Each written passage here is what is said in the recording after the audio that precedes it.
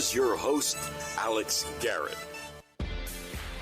Well, Alex Garrett Podcasting here. Thanks for joining us once again. And on the line with me right now is John Livens. And John is actually Latvian, and I feel like his story of actually fleeing Russian occupation of Latvia can maybe give us hope that Ukrainians can pull through this and are pulling through this from an on-the-ground perspective. So, John Livens, you wrote this book, An Unexpected Journey, about being Latvian, about fleeing when the Russians were starting to attack Latvia.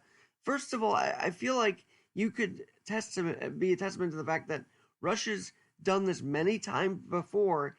It's not their first time, and you were in the crosshairs of one of their other attempts at occupation and whatnot, and invasion. Well, that is very true, and there is another aspect to it.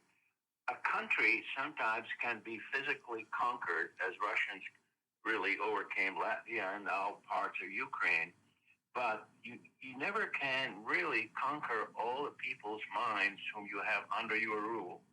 And they will always be looking for an opportunity for freedom and reestablish their own national identity.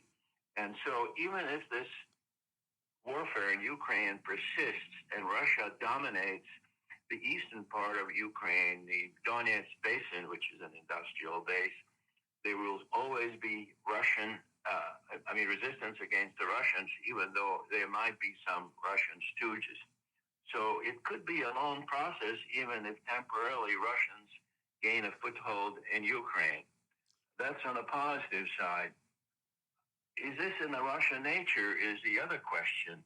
And I would have to say it is very true, because I would also refer you to an article that's written in Wall Street Journal recently by Michael Khodorkovsky, who was the head of one of the biggest oil companies, Yukos, until he got thrown into jail by Putin for 10 years. Now he lives in Germany.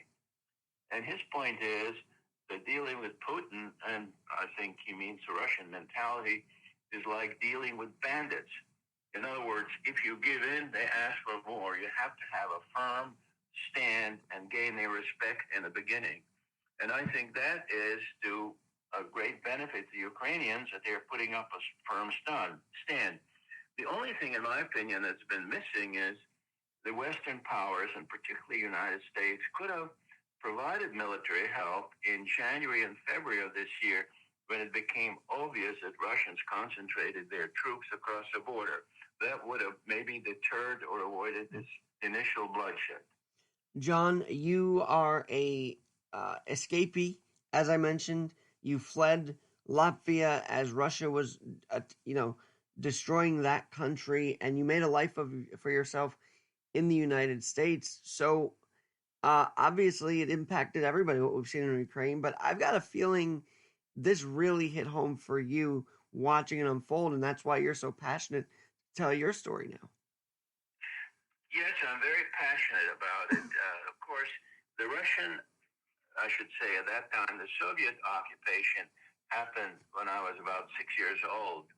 And it was just amazing how they took over the country and nationalized everything. We had our homes, and several of them, and land, and suddenly the people came around and said, that's not yours, it belongs to the state. That included the furniture, except what was in one or two rooms left. So that gives you the idea of the Soviet system. I think the current Putin system is sometimes slightly different. They just steal it for the state. If they don't like an organization, they make sure that some of his buddies take over. I think there is something, I hate to say, ingrained in the Russian nature that they really do not understand democracy and freedom. Now, they are individuals who do that, and they suffer greatly. But somehow seems to be a mass psychosis. If somebody's in power, there's a great reluctance to oppose it. And that, I see what you're saying. That they kind of go with it because... Yeah, exactly. There were generations... This is a generational gap now. I mean, the younger Russians are trying to tell people in the older generations of Russia this is happening, and they don't want to believe it. Did you find any actual Russians come to the aid of Latvia, or was it even worse back then? Like, was there even no support from the Russian people for Latvia back then? Well, that's a very interesting question. There was a Russian minority in Latvia, and that minority came after the Russian Revolution in 1917 to 1920. Those were they call the White Russians who escaped the Soviet rule. They, of course, did not like the Russians, and they pretty much adopted the Latvian way. So they were quite sympathetic and understanding.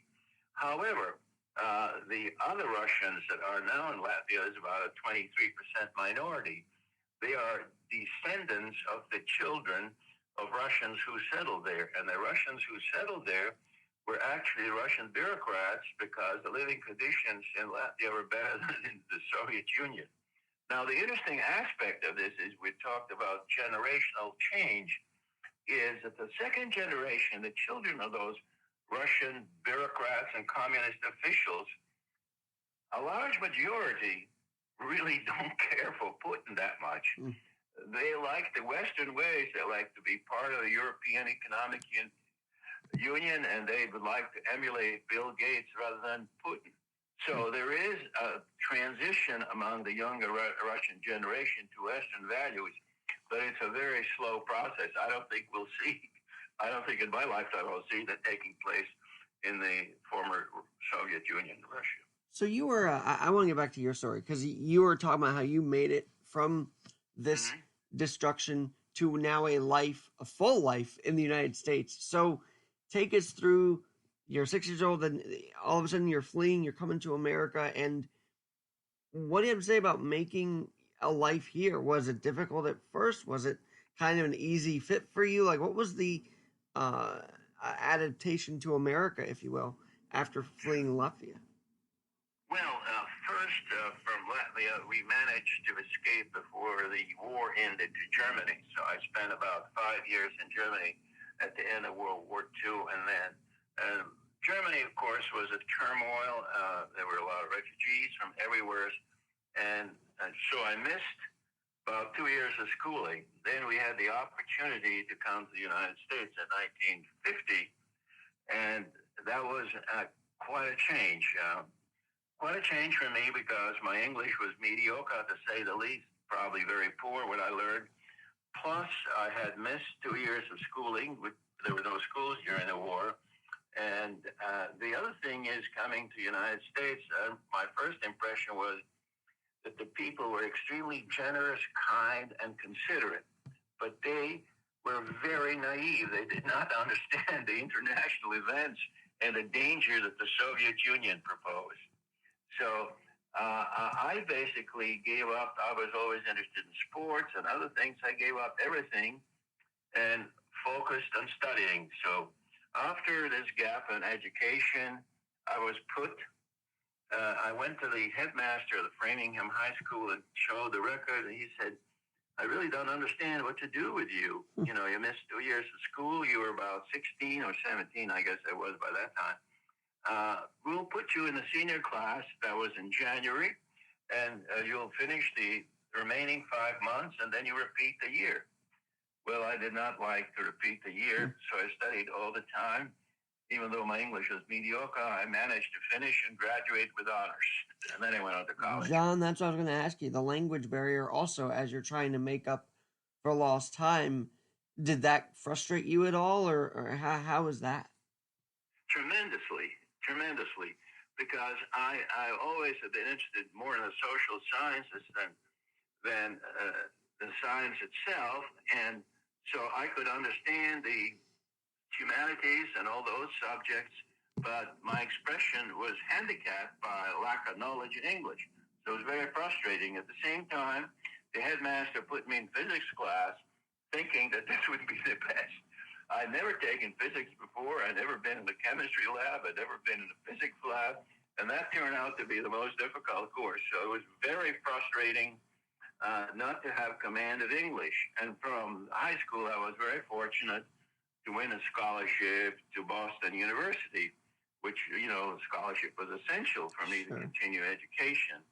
And but I always were seeking was seeking excellence. So after a year at Boston University, I was very fortunate.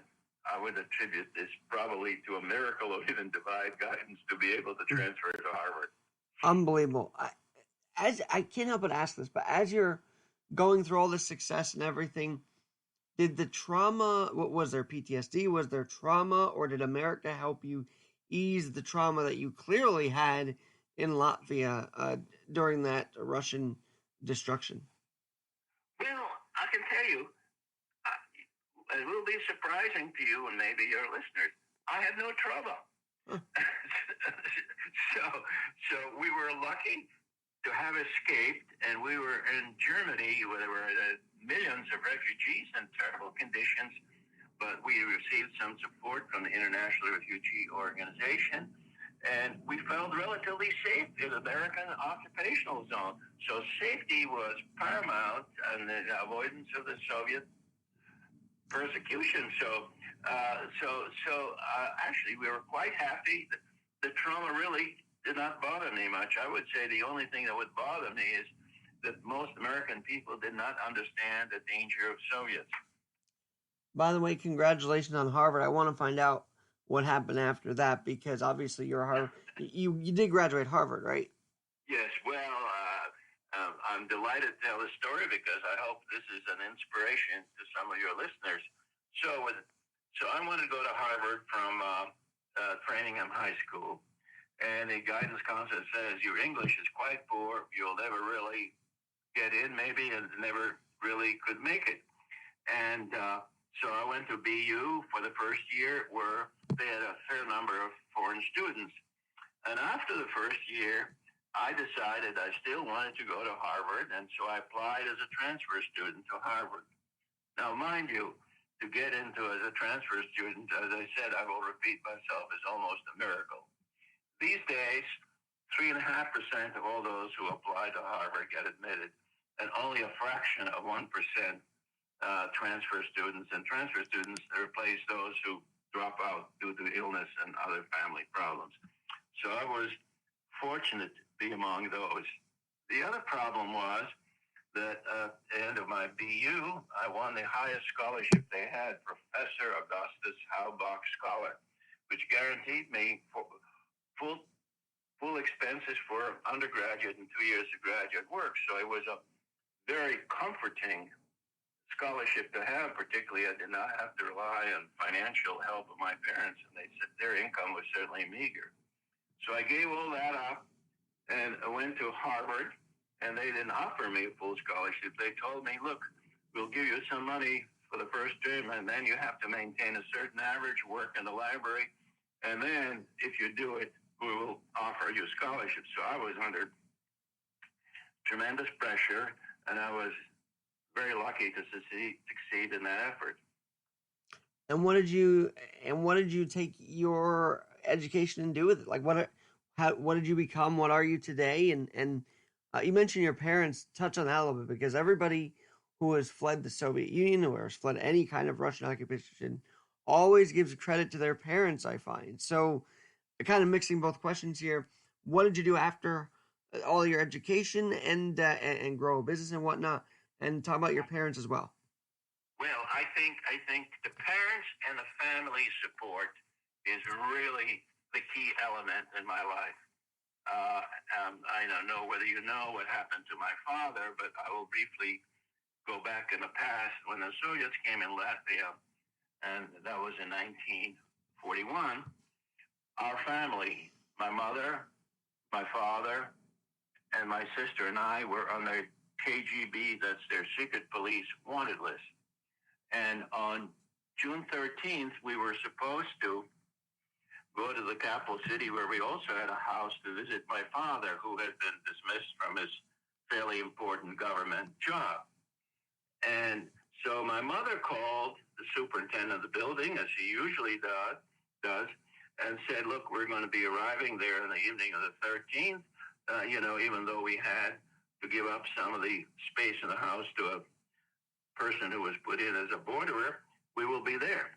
So we're ready to leave in the evening of the 13th to go to Riga to be with my father, as we had planned. In the last moment, my grandmother, who had diabetes, said, "Please do not go. Please do not go. I don't feel too well. I just don't want you to go. Would you spend a night with us and go the next morning?" So my mother says, "Well, the grandmother is pleading. We will do that." So the next morning, early in the morning, my mother calls my father and tells him we're taking the first train at 5 o'clock and cannot reach him. Finally, the boarder of the house picks up the phone and then says there was a KGB arresting my father, and they were looking for all of us because the superintendent of the building had told the secret police that all of us are going to be there and they would arrest all of us together. Well, by sheer happenstance, we just delayed our departure for one night, and this is how we escaped the Soviet arrest. My father was deported to a gulag, and where he passed away in rather dramatic circumstances. Oh. Well, I'm sure you live on in his memory. I mean, not to gloss over it, but I can't imagine going through that. So I guess he's obviously with you, though, every day. You're an American now, right? You feel his presence with you. Do I feel threatened? No, you feel his presence with you no matter what, I guess. Well, I feel the presence, actually, more so of my mother, who took charge and made sure that we immediately had to escape from our house, and she was just the guiding light in our lives. And she remarried, and that worked out well too. But she really made my education and my life possible. I owe a debt to her. And any of the people who have read the book, most of them at least, offered comments, said that the real hero of the book, An Unexpected Journey, is my mother, and that's very true.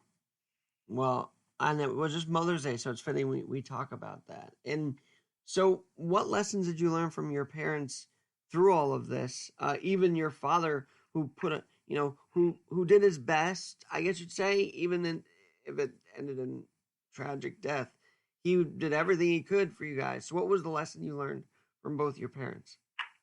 Well, I had really, as I said, my father basically passed away when I passed away, was arrested at age 7 or 6.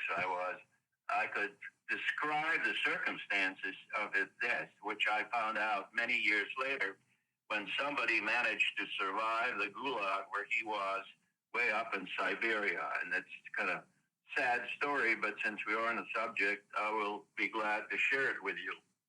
My father was arrested and shipped in a freight car with another umpteen thousand people to a place in Siberia where they could access the place only by a river ferry, so they couldn't escape. They lived in these gulags. And they were dying like flies in the winter of 1941, which was one of the most severe cold winters. They all knew that they were going to be pretty much die. And so my father got together with 3 of his friends from Latvia and managed to trade whatever they had, a few valuables like wedding rings, with a Russian guard for vodka, sat outside the barracks, had a toast, linked their arms, and they were found the next morning frozen to death. Oh. Rather sad, but that's what happened. Wow.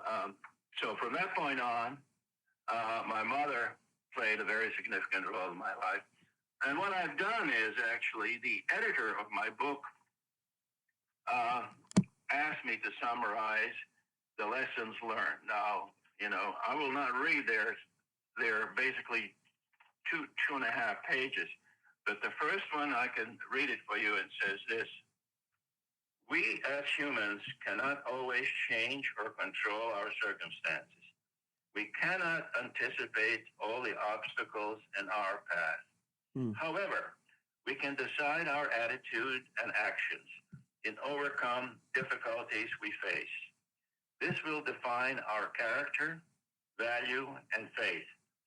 The unconditional love and support of a family makes obstacles easier to overcome, and these are values that parents can pass on to the next generation. Moreover, faith, no matter its form, is of immeasurable help in times of crisis. Mm. You must cultivate and nourish it throughout life. In turmoil of war, people who prayed and believed faced imminent danger with calmness and mortality, inspiring others. John, this is actually really helpful and inspirational, as you say, to know that faith got you through watching your country become war torn. I mean, and I feel like we're seeing that with Ukraine right now. But let's Yes. focus on life after Harvard. So, what did you end up doing? I know you obviously wrote the book, but what are you doing right now as an Well, American let citizen? me just fill in the details after Sure, Harvard. sure. After Harvard, I went to Harvard Business School. Again, it's not easy to get in, but it's easier from Harvard. And then I finished first year as a business school. And I received a notice that I was going to be drafted. Well, I had no choice. I certainly felt strongly that I own an obligation to the United States, but I didn't feel like a private in the Army. So I went up flying 3 years in the Navy from different aircraft carriers. And after that, I came back, got my MBA at Harvard, and was very fortunate to have a satisfactory and successful career in the investment management business in Boston. Wow. And so you stayed in finance, or did you move on from that industry? No. I was with an old line prestigious investment firm, which was sold in the 80s, and then that made me financially independent, and then I eventually became president of a much smaller investment firm started by a friend, but that really was sort of And you're out of Florida gave me today. a lot of flexibility. You're out of Florida, I believe I read that you're calling us from Florida. Well, we have a place in Florida and a place in New Hampshire in the Lakes region. Very cool. I couldn't help but touch on something earlier that you mentioned, how American hospitality and the way they welcomed you here. Obviously, you love America. So this generation, we're seeing people who want to protest everything about America and want to burn.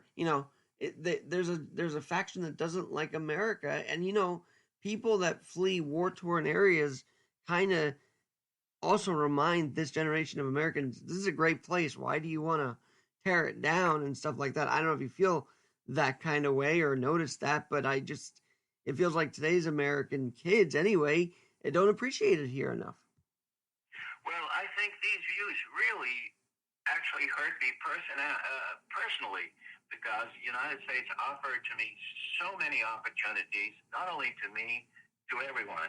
And I don't understand that attitude. I think it stems perhaps to too much government benefits, that they don't have to strive for anything and they are entitled to these benefits. And if they appear to be disgruntled, they will receive more. I think I think it comes back all the way to the structure of the family. If you look at the statistics, the divorce rates and separated families and families that are dysfunctional proportionally have substantially increased during the last decades.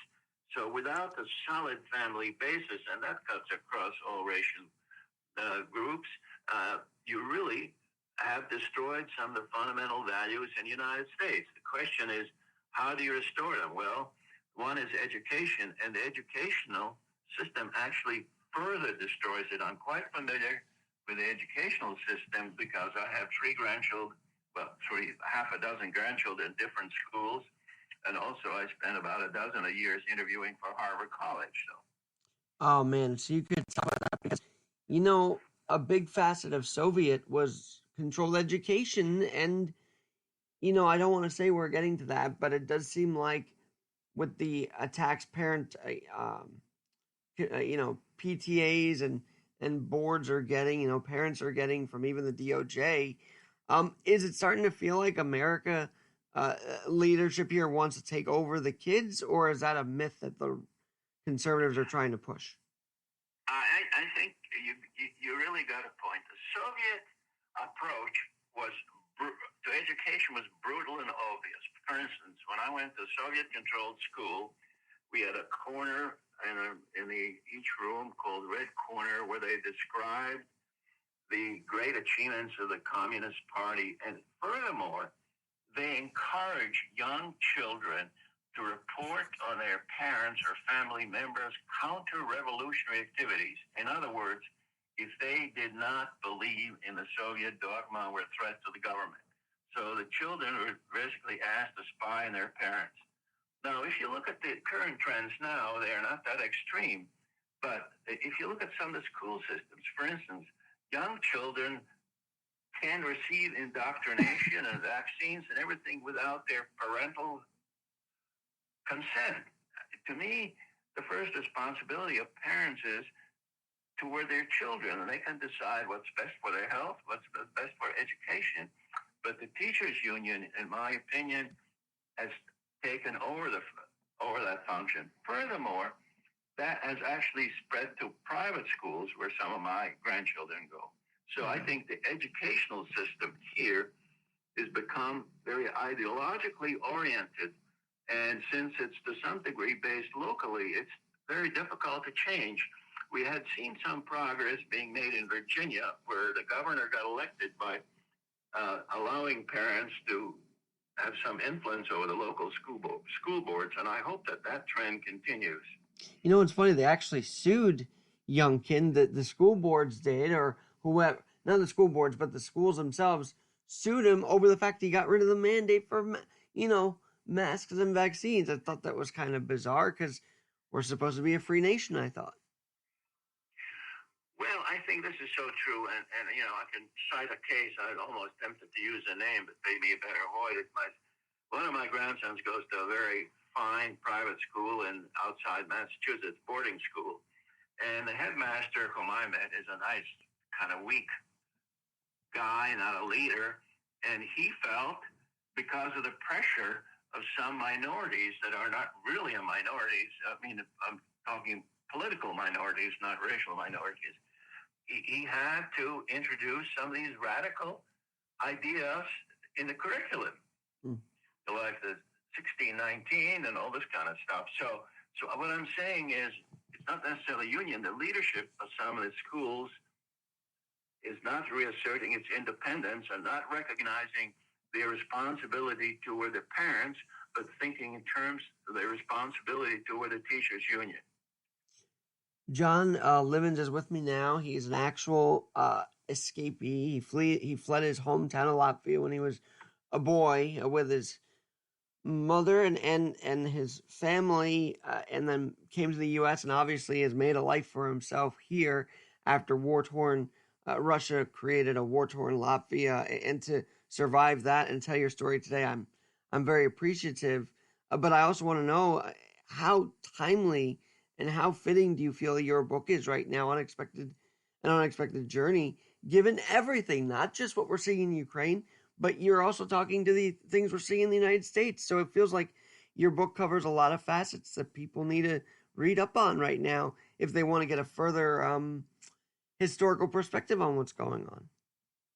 Well, thank you for those comments. I think the book was originally intended a chronology, what happened there. But as I started writing, I said, what does it mean? What all of us can learn? And maybe if you read my story, you will look at your own life and maybe can make some changes. And one of the aspects would be, for instance, the importance of parents, the importance of faith, and the importance of education and hard work and so forth. And so I want people to read the book and not only think about what happened to me, but what is happening to them and what can they do to make the life better for all of us. John, and that's beautiful. And by the way, faith, another thing that's kind of being ripped away little by little, and it's up to conversations like this to keep faith alive, I feel like. Yeah. What's your Twitter? Do you have a Twitter, Facebook? Is there any social media we can follow you at? Well, I'm a generation that does not know Facebook, does not use much Facebook nor Twitter. So maybe I should change my ways. I in the back of the book, I said that you can contact me at my email, Well, tell us your email. address, which is hello@johnhlivens.com. Hello, John, initial HLIVENS.com. But if there is a need, I will work on Twitter and the other aspects. Well, John H. Livens, thanks for, can I say, living it up with me for a little bit here on my podcast. And I would love to have you back on because you've got a lot to say, and I feel like it's going to help maybe change the conversation if we get you on more. So I'd love to have you back. Thank you very much, Alex. Hey, I'm Alex Garrett, your host for this episode, and this podcast specifically focuses on topics that should be trending. Oh, if the shoe fits, wear it. We wear that shoe proudly. We've just heard from a Latvian American that actually fled Soviet occupation of Latvia and made a life here in America. And now we come back to stateside and figure out more ways that Americans can support Ukraine. And with me once again is Harris Godfrey. Harris, last time we talked, we discussed the Thank You Ukraine project and even the patrol pause. And so Godfrey Harris of Harris Reagan Management, how was that project and what are you guys up to now to support Ukraine and what are you encouraging Americans to do right now? Good point. I just do a little bit of correction. The name is Godfrey Harris. Harris is the last name. Godfrey's the first. Sometimes lots of people make that mistake. The petroleum pause was a qualified success from our standpoint. We got a lot of attention. We got a lot of support. But as far as we could determine, and we made a hell of an effort to try to determine whether or not any of the gasoline consumption statistics could verify it, we couldn't find any statistical evidence that the petroleum pause had a impact on the market. So we had a psychological triumph. We did not necessarily have an economic benefit at the same time. So rather than repeat the effort, because we cannot track whether or not it makes a difference, we moved to another angle. And that angle revolves around the fact that the United States is the longest continuous democracy in the history of the world. No other country, no other society, no other nation has been able to change its government peacefully and consistently as we have every 4 years since 1792. And that makes the United States the champion among democratic countries in the history of the world. And it means that we have exceeded the Greeks, the Brits, and the Romans, and every other society that has maintained a democratic basis for their governance. The 250th anniversary of America's democracy occurs in 2026, when we will commemorate the 250th anniversary of the signing of the Declaration of Independence. We argued in a letter to the President's Chief of Staff that this occasion demanded the full attention of the United States government. It was worth celebrating, and that there was no better way to commemorate the 250th anniversary than showing American support for Ukraine. And the reason for that was, we argued in our letter To Ron Klain, by the way. Ron Klain, that Ukraine citizens were standing up, were putting their lives on the line to protect the concept and the practice of democracy within their borders. And that while it was all well and good for United States citizens to stand up for the national anthem, to put their hands over their hearts when the flag was raised, to salute the flag in schools, that was all rote.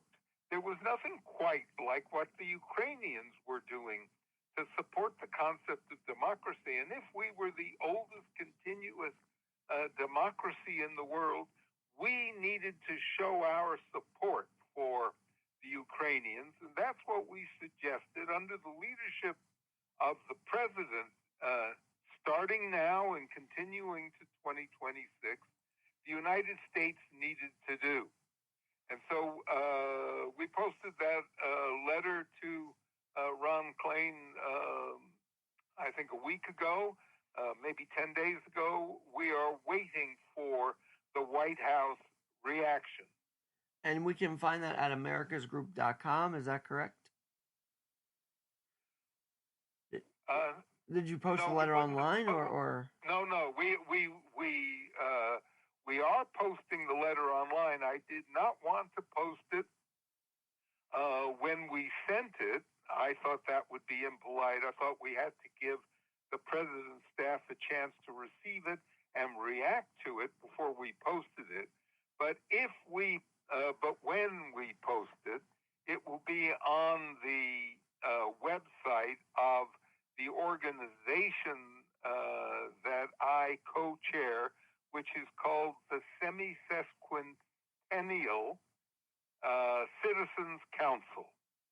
And that is a group of us who were involved in the bicentennial celebration in 1976, who have urged Washington to use the 250th anniversary. We had used the 200.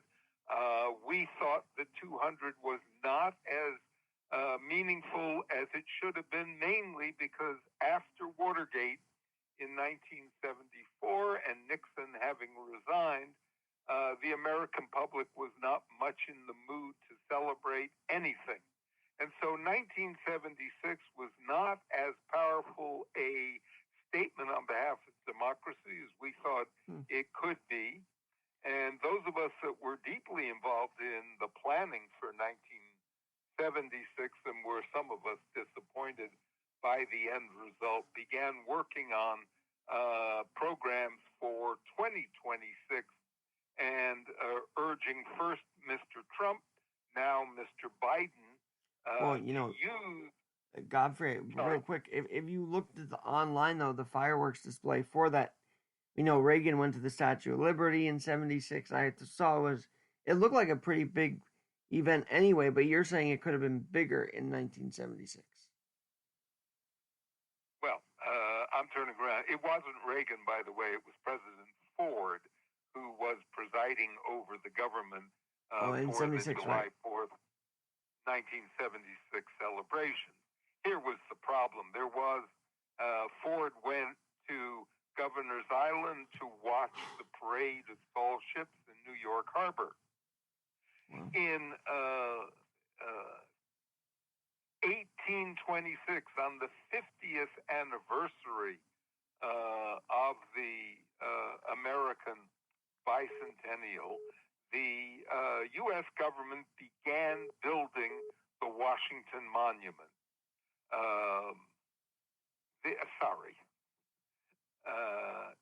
Building of the Washington Monument. In 1876, on the 100th birthday of the United States, they laid the foundation for the Statue of Liberty, which had been a gift of the people of France, again to celebrate America's role in creating the concept and the government democracy. And the kids of the United States in 1876 contributed their pennies, which went to the building of the pedestal, which is still on Liberty Island in New York Harbor, on which the Statue of Liberty was placed. And in fact, it took about 10 years for the Statue of Liberty to be fully erected. It took about 20 years to complete the Washington Monument. But what we were saying to the world in 1976 and again saying in 2026, this event that makes the United States the historic leader in democracy deserves something more than the transitory nature of some fireworks at night, one night, come and gone, forgotten.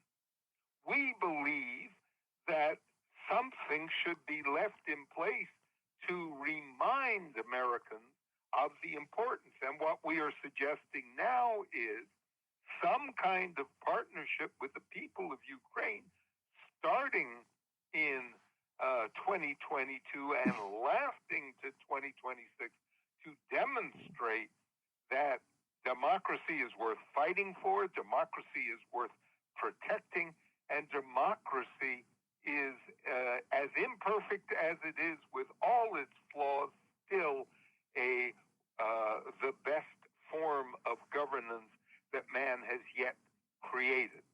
Well, this is powerful stuff, and it's hopeful because I feel like right now our democracy, all three levels of our government, even SCOTUS, is not secure. We don't have a secure government right now, so it could rallying around Ukraine help build our own house again. I feel like our house is in such disarray. Exactly. You got it right. That's the underlying theme for our letter to Ron, suggesting that the administration take a strong position. Now, there's another side of it which your listeners may or may not be interested in. But in the Trump administration on December 31st, 2020, President Trump signed a law which assigned the 2026 commemoration to a committee in Philadelphia. Those of us that had worked the national bicentennial in 1976 were heavily opposed to that law, but for political reasons, Mr. Trump signed the law, and now Philadelphia has sole responsibility for the United States commemoration in 2026. We think that's wrong. We think for many reasons. One, the law holds that the only financing for the Philadelphia group must come from private sources. We think that since the committee is private, not government made, that it sets up some enormous conflicts of interest, potentially. Two, because it's private funded for Philadelphia, the bulk of the organization and the bulk of the activity is going to be in Philadelphia. Well, okay, Philadelphia was at the birth, but the country now stretches way beyond the imagination of the people who met in Philadelphia in 1776. And people all across the country have to participate because in the semi-sesquicentennial 250 anniversary, because it is the citizenry that will keep the democracy, as you pointed out, strong and vibrant. It is not some small group in Philadelphia who want to profit from the gewgaws, T-shirts, hat pins, and the like that is the usual dross of these kinds of committees. Finally, we said to Ron Klain, look, We know from our experience in 1976 that immediately thereafter, a number of other 250th anniversaries occur. We know the 250th anniversary of the First Congress, of the Constitution, of the Louisiana Purchase, march in order after the anniversary of the founding of the country. And we said, instead of remaking the wheel each time one of these major commemorations arise, we recommend that responsibility for commemoration be placed with the National Endowment for the Humanities, a federal agency that's existed back to the time of Kennedy, and that the responsibility for planning these events, leaving lasting memories of these events, be left to a permanent staff and not remade with all the mistakes and all the wasted costs of creating a new committee with each celebration that comes. Now, I don't know if is this the committee that's had some issues? Because I know that there were some issues where people actually left this 250th anniversary committee because of some, I don't know, situations within the committee. Is this the same one that you're talking about? Or is this a different one? I don't know if you've been following that or not. But there have been a few women that left the committee because of inappropriate conduct. That's what I was reading anyway. There has been some shifting around on the Philadelphia committee. I'm not aware of any scandal or any taint of impropriety touching on the current committee in Philadelphia. Okay. What we learned in 1976 was the first effort by President Nixon to do some planning. Nixon appointed a presidential commission. Wally Sterling, former president of Stanford University and subsequently chancellor of Stanford, was the chairman of that commission.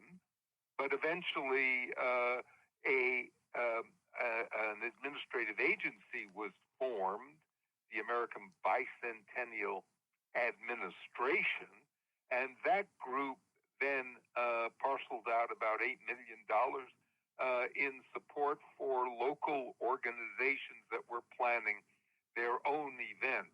And basically everybody enjoyed and recognized the 200th anniversary. It was a special July 4th, but here in Los Angeles it was a concert at the Hollywood Bowl, begin and end, fireworks afterwards, but except for the playing of the Stars and Stripes Forever by Sousa at the end of that concert, it could have been any other Saturday night concert at the Hollywood Bowl.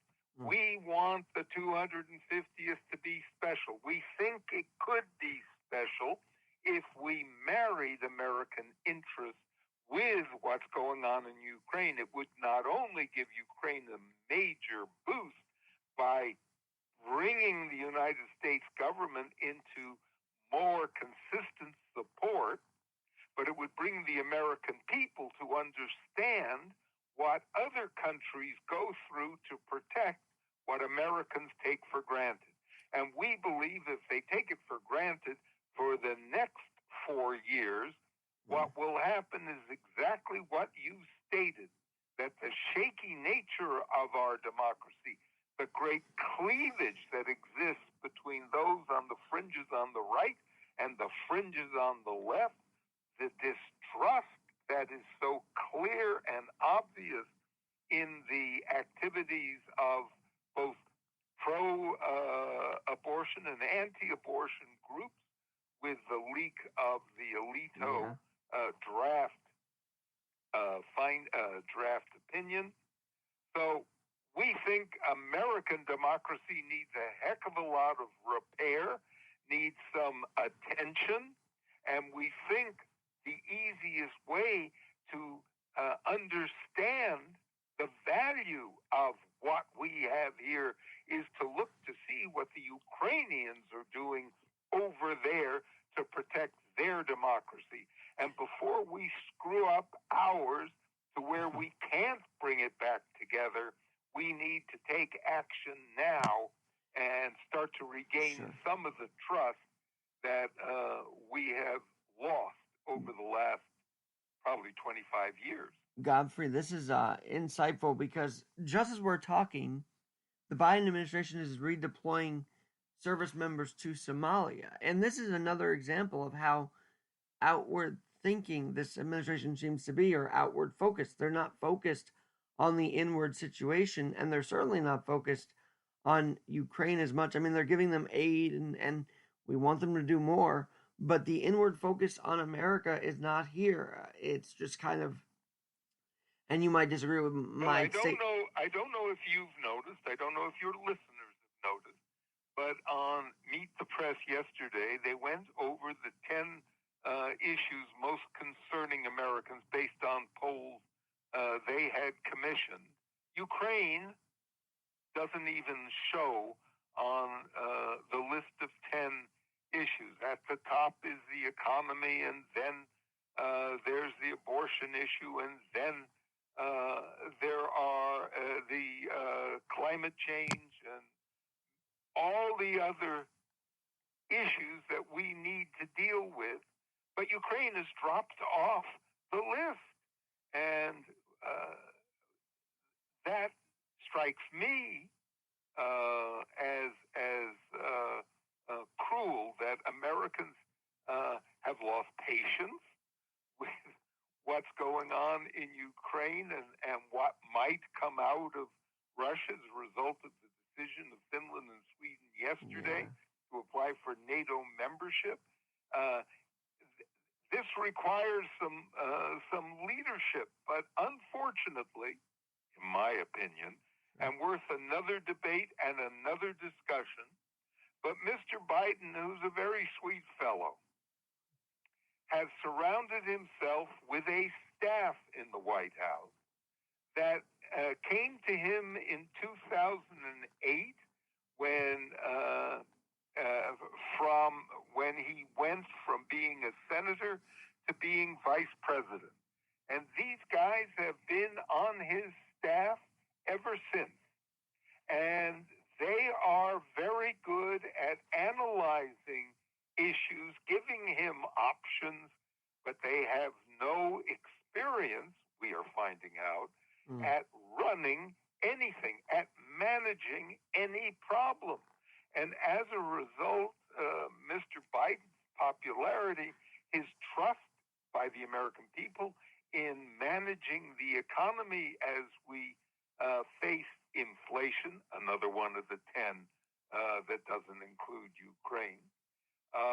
As we look down the barrel and see the potential for a severe recession occasioned by the fact that we need to take drastic action to stop an inflation that looks like it's rising at approximately 8% year over year, with the punishing effects that occurs.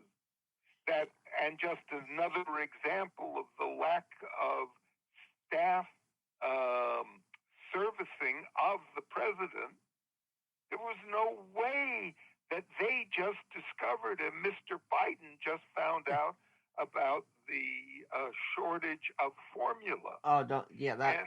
That situation. And by the way, apparently it's getting into the, and I don't want to make this a controversy, but it's getting into the border, and it's getting into the, I guess, the detention centers or whatnot. And of course they need baby formula, but why are American families suffering more so than the border? It just doesn't seem right, Godfrey. Well, because the American government has a legal obligation that once you take somebody into custody or put it under official protection, they have to be cared for. They can't be starved. They must be cared for in a humane fashion, and because there are a lot of babies involved, one arm of the U.S. government is using its imperial power to provide formula when it's so scarce everywhere else. But I'll tell you another fault.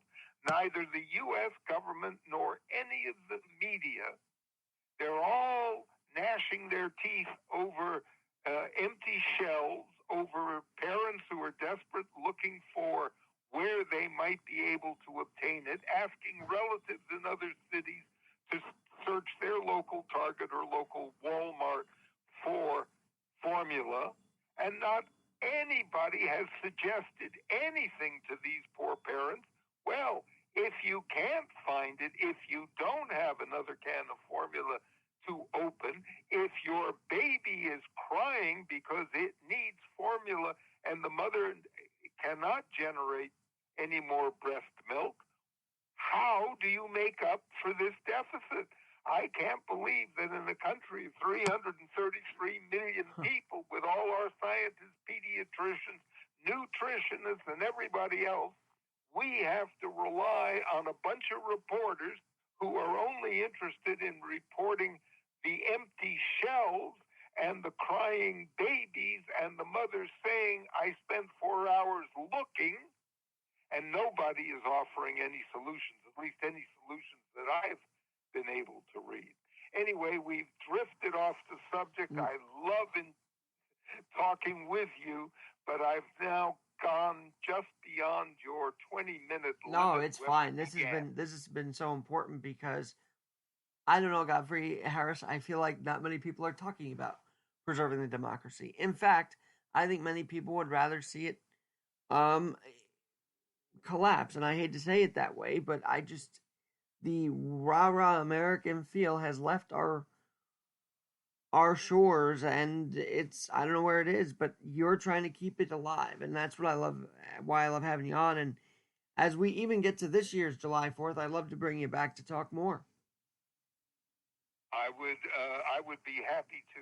And by the way, I think that I never got to ask you this. We don't do enough, and maybe that's the subject for a discussion before July 4th. But we don't do enough to talk about what is democracy. All we talk about is the Declaration of Independence, which, bless America, nobody has gotten beyond the first paragraph. And then they don't understand what is the difference between the Declaration of Independence and the Constitution of the United States. Why do we have two different documents?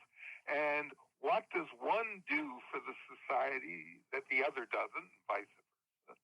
And why did we, which 99% of Americans don't understand and is vital to the abortion issue, the Bill of Rights came 2 years after the ratification of the Constitution, and just with the abortion rights, the 14th Amendment, which wasn't even in the Bill of Rights, but the 14th Amendment, which added in 1868 to codify the changes brought about by the Civil War. In other words, if Americans, all of whom have graduated civics in high school, but they need refreshing as to how all these things are linked. Won't hurt them, might even interest them, but if we can get a small coterie of people to remember the basis for why democracy is important, how it works, what are its principal founding elements, then July 4th, 2022 might be worth remembering. Well, let's make it something to remember. Let's make America still worth, honoring and celebrating. And in that discussion, I'd love to break it down between democracy and republic, because I know we are a republic as well, and I feel like there are some differences. But one last thing, two last things. going back to the petrol pause, the gas, are you still encouraging that, or have you kind of dropped that off because of the numbers? Or if we do still do that, is that a way to get gas? We still want to get gas prices down. It's not going anywhere. So what's the best way to do that? What's the best way to make people aware, hey, your gas, you don't have to pay for this. We can do something different. I think if we aimed at July 4th as a day not to buy, or the July 4th, I think is not quite sure, but maybe a Tuesday this year. How about Memorial Day weekend? Yeah, well, we are not promoting it. It takes a lot of money and a lot of energy to move the needle in this country. And unless you get a celebrity early on to back it with energy and goes on all the talk shows and does all the things that bring attention to a subject, it doesn't work. We did bring the price down, but I don't think our petrol pause had much to do with, in all honesty, the reduction in price. There's no doubt that if we continue to conserve our use of fossil fuels, it will have a terrific impact on the Russians, and it will help everybody else, including, of course, the Ukrainians. But for now, we are not promoting a further petrol pause. We are aiming at finding those mechanisms where Americans can link up with Ukrainians in support of democracy. So I look forward to talking with you. Well, one last thing, because you mentioned that. Yeah. Did the the senatorial trip to Ukraine accomplish anything? I mean, we saw McConnell out there, and it sort of just seemed like a photo op. But I don't know if they actually accomplished anything going out there to talk to Zelensky. They absolutely did. I mean, what you do is by sending them out to Ukraine, by their public participation, it guarantees that the United States will continue its high-level and expensive support of the Ukrainian war effort, and that seems to be having a lot of success. Now, we learn most of what we learn from British intelligence, who do an assessment every week as to how the war is going. If you rely strictly on the American media, you're not quite so sure. But apparently, the Ukrainians are being very successful at pushing the Russians back, and the Russians need to regroup because they have not done as well militarily. They still haven't got Mariupol, as an example. They sent some spare rockets into Odessa, but they're not even close to conquering Odessa. They've given up on Kiev. Otherwise, neither Mrs. Biden nor, although she didn't go to Kiev, but Mitch McConnell and his coterie would not have gone to Kiev. So I think the benefit for the United States in Mitch McConnell and his delegation reaching Kiev and coming back is they are now guaranteed supporters. They are in the bag. And from the United States' standpoint, we will continue to support Ukraine to the extent they need it. And all you need to do to understand why this is a success is why the Russians haven't tried to interdict the resupply of all these weapons. We keep flying them in. We keep letting them in on the train. And I still think the United States is too cautious that the United States could do a Berlin 1948 airlift into Kiev, and I don't think the Russians would threaten us. And I think we got a lot of volunteer pilots who would fly those C-130s into Kiev airport to test whether the Russians would threaten us. What I'm saying is, I believe the Biden administration ought to be more aggressive than it is. I think it's too frightened. I think its reliance totally on being in step with NATO and its allies is weak, because look what Erdogan did by merely saying he has some doubts about whether he would approve Finland coming in to NATO. He's using it because Finland harbored many of the ethnic groups that Erdogan has tried to prevent from having an independent area within Turkey. Anyway, totally different subject. You get me back to my foreign service days. Sure. That's right. You were in the that's right. You were in the White House at one point. I think you were an aide to Lyndon Johnson. I was also a U.S. diplomat for many years, and had a lot to say when, although not much benefit. I had a letter in the Wall Street Journal the other day which talked about a change in how Foreign Service officers are being chosen. And well, you know what? Let's save that for another podcast. I'll ask you about that in the next couple of weeks, and we can talk about that. How about that? I would love to have you back. That's a terrific, and thank you so much for your patience.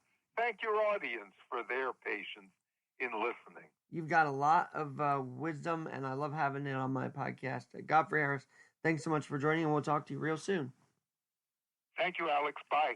Take care. And this has been my update on Ukraine. And, we haven't talked about it as much on here either.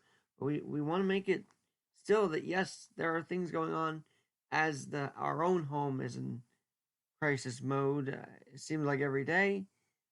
So, too, is everywhere else. And we got to keep an eye on everything. So, that's what we're going to do here on Alex Garrett Podcasting. We'll talk to you soon.